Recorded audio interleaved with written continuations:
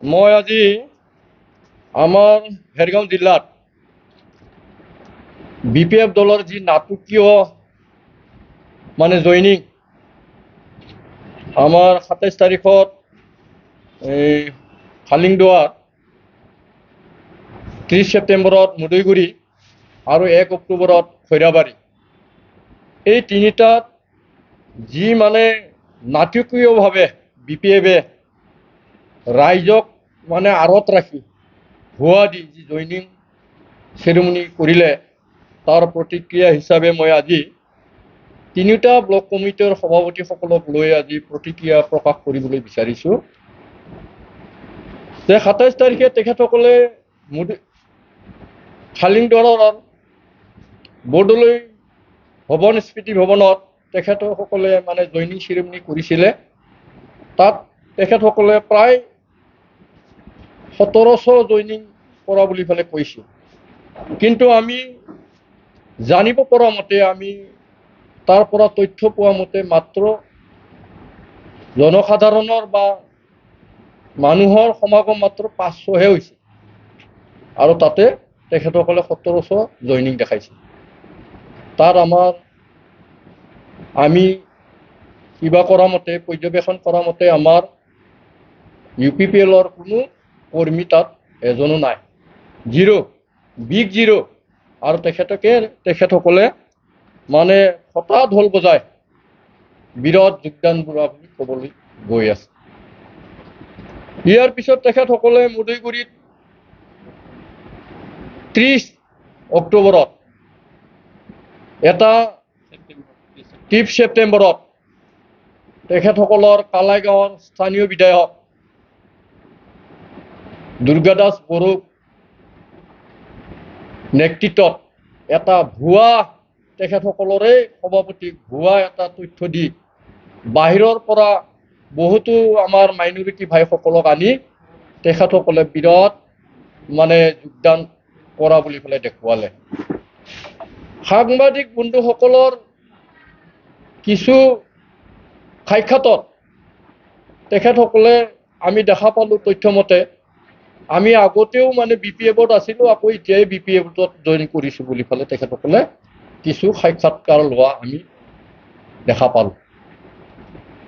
আমি অনুসন্ধান কৰি পালোঁ তাতো আমাৰ UPPL কৰ্মী একে জিৰ', নাই, শূন্য। তাতে এনেকুৱাও হ'ল যে UPPL কৰ্মী কিমান আছে হাত উঠাওক বুলি যেতিয়া নেকি তেখেতসকলে ক'লে, এজনো নাই। এনেকুৱা ধৰণৰ এটা হাস্যকৰ জইনিং চেৰিমনি BPF-এ পাতি আছে, ভুৱা প্ৰচাৰ কৰি আছে। তাৰ কাৰণে তেখেতসকলক মই গৰিহণা দিছোঁ। তেখেতসকলে জইনিং চেৰিমনি কৰাত আমাৰ কোনো ক'বলগীয়া নাই, কিন্তু এনেকুৱা ধৰণৰ মিছা কথা প্ৰকাশ যাতে তেখেতসকলে নকৰে, তাৰ বাবে তেখেতসকলক মই সকীয়াই দিছোঁ। ইয়াৰ পিছত 1 অক্টোবৰ খৈৰাবাৰীত তেখেতসকলে জইনিং চেৰিমনি কৰিলে। তাতো তেখেতসকলে কি কৰিলে, বাহিৰৰ পৰা গোটেই মানুহ লৈ গ'ল। দুৰ্ভাগ্যজনক, আমি দুখ প্ৰকাশ কৰিছোঁ, তেখেতসকলে তাতে আমাৰ UPPL-ৰ 551 জন জইন হোৱা বুলি ক'লে। আমি তথ্য বিচাৰি তাতে পালোঁ মাত্ৰ 7 জন, আৰু 2020 BTC নিৰ্বাচনতে আমাৰ দলৰ পৰা আঁতৰি থকা ব্যক্তি, আৰু দলৰ হৈ তেখেতসকলে বিৰুদ্ধে কাম কৰি থকা ব্যক্তি। এই ব্যক্তিসকলৰ নামবিলাক মই ক'বলৈ বিচাৰিছোঁ। শ্ৰী ভৱন চন্দ্ৰ বড়ো, তেখেত আমাৰ UPPL-ৰ কৰ্মী আছিল, আৰু 29 তাৰিখে তেখেতে আমাৰ পৰা অব্যাহতি বিচাৰিছিল, আমি তেখেতক অব্যাহতি দিছোঁ। ইয়াৰ পিছত আছিল আমাৰ বাপন বসুমতাৰী।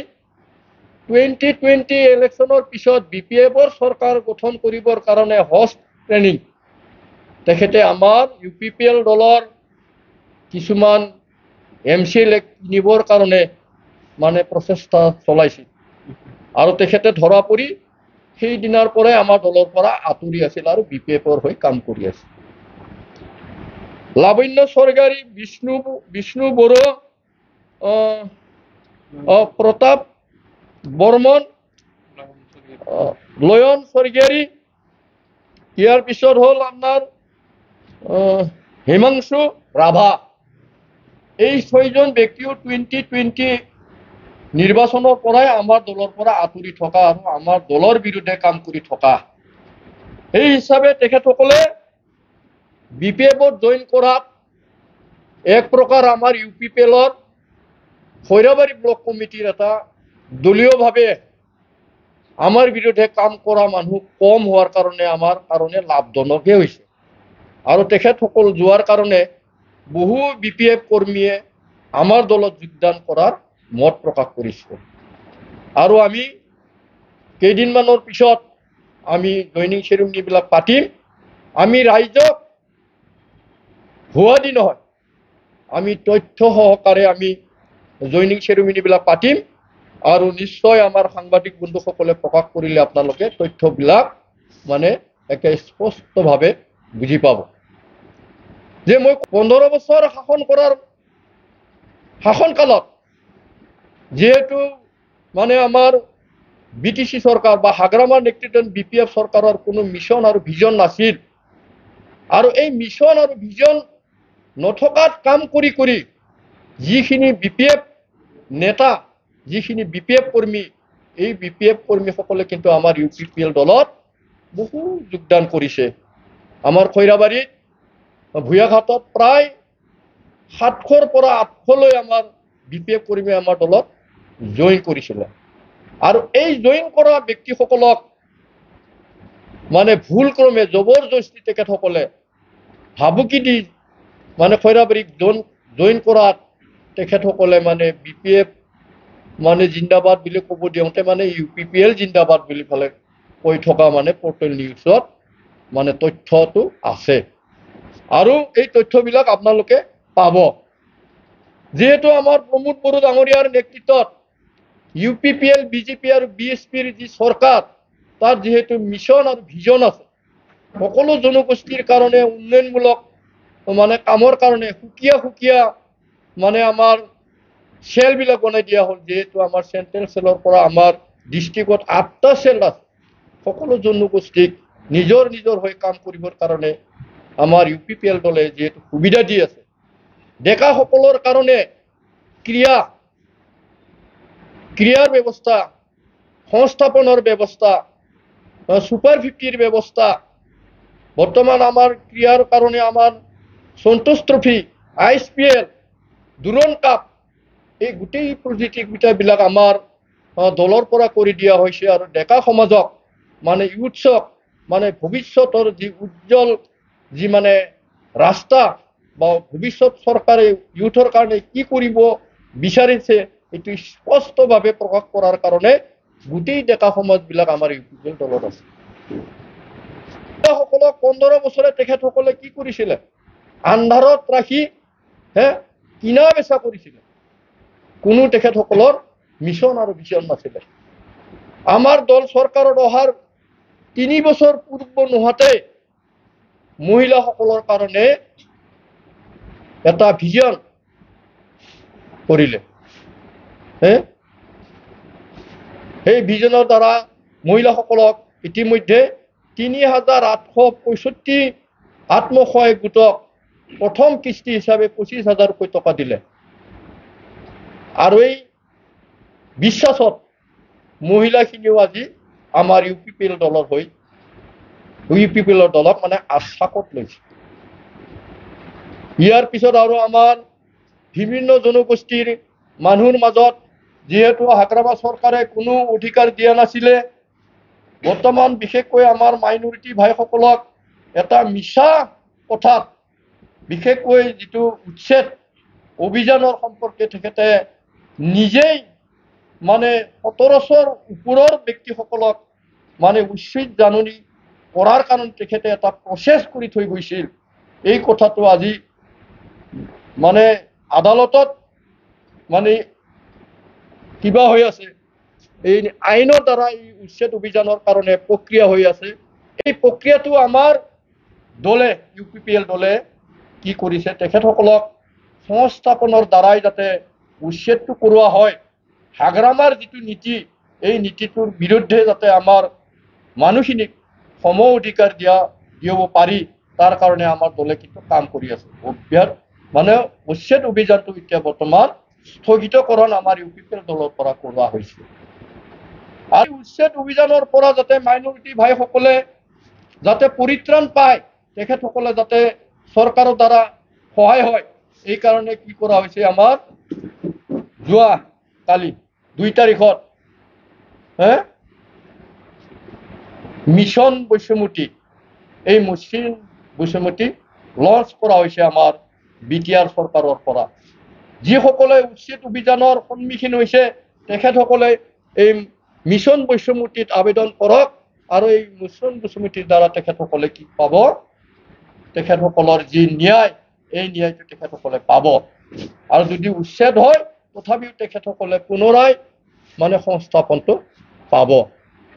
আৰু যোৱাকালি এটা লঞ্চ কৰিলে আমাৰ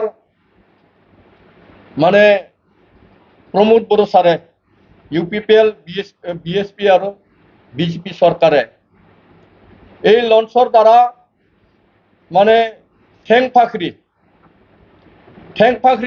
আঁচনিটো তেখেতসকলে লঞ্চ কৰিলে যোৱাকালি।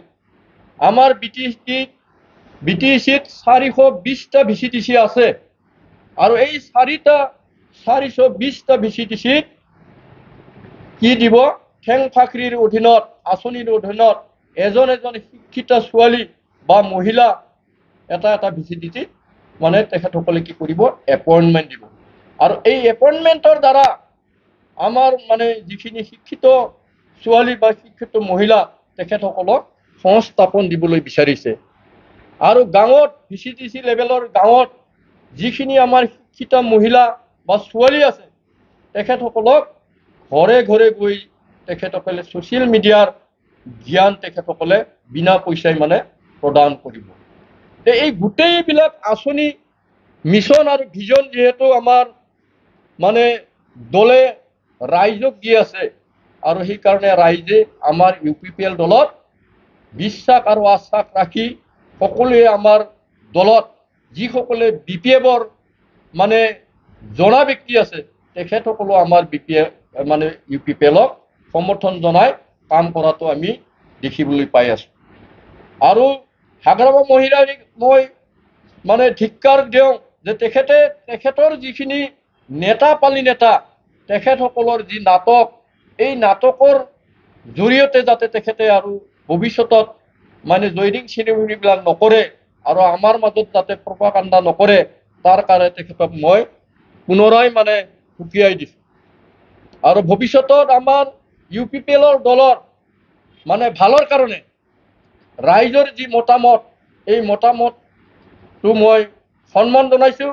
আৰু এই 3টা মানে জয়নিং কাৰ্যসূচীত আমাৰ দলীয় কৰ্মীয়ে বা আমাৰ ব্লক সভাপতি সম্পাদকসকলে, আমাৰ দলৰ নেতাসকলে ৰাইজৰ মাজত যি বিভ্ৰান্তিৰ সৃষ্টিৰ পৰা ৰাইজক বুজায়, আমাৰ কৰ্মীসকলক বুজায়, তেখেতসকলৰ যিটো মানে ভুৱা মানে জয়নিং চেৰিমনি, এই চেৰিমনিটোত যাতে কোনো ব্যাঘাত নজন্মাকৈ তেখেতসকলে মানে কৰি দিলে, আমাৰ UPPL দলৰ হৈ তেখেতসকলে সবল নেতৃত্ব কৰিলে, তাৰ কাৰণে মই তেখেতসকলক আজি ধন্যবাদ জনাইছোঁ। আৰু সদৌ পুনৰাই আমাৰ জয়নিং চেৰিমনিবিলাক হ'ব। নিশ্চয় আমি দুৰ্গা পূজাৰ আগে বা দুৰ্গা পূজাৰ পিছত আমি হাজাৰ আমাৰ 5টা ব্লক, খৈৰাবাৰী, ভেৰগাঁও, নৌনাই চেৰফাং, হালিংদুৱাৰ আৰু মদৈগুৰি, এই 5টা ব্লকত আমি হাজাৰৰ অধিক মানে আমাৰ যিখিনি মানে ব্যক্তিয়ে আমাৰ UPPLৰ নীতি আদৰ্শ আৰু ভিছন আৰু মিছনক সহায় কৰিবলৈ মানে তেখেতসকলে মন মিলিছে, তেখেতসকলক আমি যোগদান কৰাই তেখেতসকলৰ যি মনোবাঞ্ছা, তেখেতসকলৰ যি কৰিবলগীয়া, তেখেতসকলৰ যি মানে মন, এই সকলোকে কাম কৰিবৰ সুবিধা দিম বুলি ক'লে মই আজি ভেৰগাঁও জিলা কমিটিৰ তৰফৰ পৰা ঘোষণা কৰিলোঁ। ধন্যবাদ।